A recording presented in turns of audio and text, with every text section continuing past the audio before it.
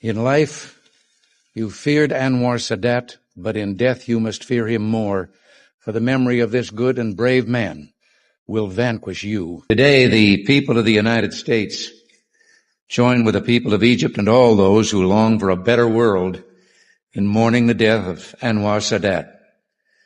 President Sadat was a courageous man whose vision and wisdom brought nations and people together. In a world filled with hatred, he was a man of hope. In a world trapped in the animosities of the past, he was a man of foresight, a man who sought to improve a world tormented by malice and pettiness.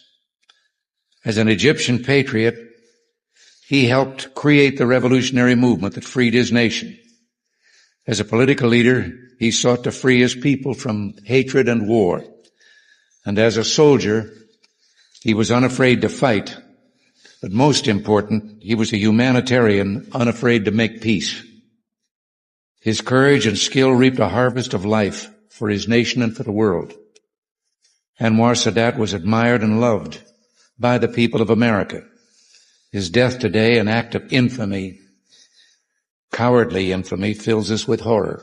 The world has lost a great statesman, and mankind has lost a champion of peace. And Nancy and I feel that we have lost a close and dear friend, and we send our heartfelt sympathy to Mrs. Sadat. Thank you very much. On behalf of the country, I want to express a heartfelt thanks to Presidents Nixon, Ford, Carter, Mrs. Carter. Anwar Sadat, a man of peace in a time of violence, understood his age.